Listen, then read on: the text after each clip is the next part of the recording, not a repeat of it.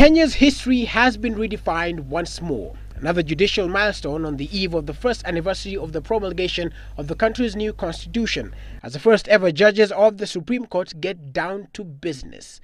They now serve a people eager for change, a nation hungry for reforms. I, Philip Kipto Tunoi. Justice Philip Tunoi, a Court of Appeal judge who also sits on the East Africa Court of Justice.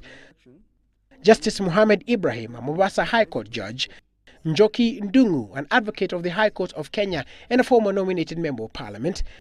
Dr. Smokin Wanjala, a former deputy director at the Kenya Anti-Corruption Commission, and Justice Jackton Boma Ojwang, a professor of constitutional law with a PhD from Cambridge University, will now sit in the country's highest court alongside the President Willy Mutunga and Vice President Nancy Baraza.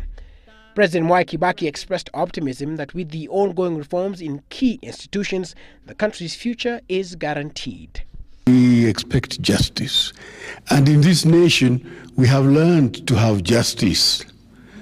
It is true, time to time we get some peculiar things, but the way we are going now, we will make progress.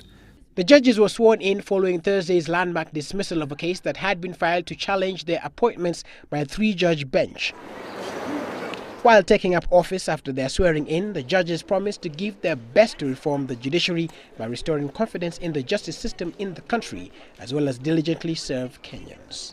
We'll develop groundbreaking jurisprudence that will take the rule of law to the heights that have never been seen in this country. If we had not been established today, the likelihood of flouting that part of the Constitution would have happened, and that would not have been a good sign. But it's just a beginning of a journey to develop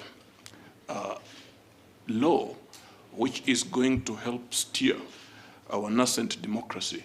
Although its work would appear cut out already, a load of unresolved issues awaits its determination. The 7-judge court is expected to rule with finality when the 2012 general election will be held. The Supreme Court will also be expected to provide direction on whether members of the 10th Parliament can continue to enjoy tax-free monthly allowances. Willis Raburu, Citizen Weekend.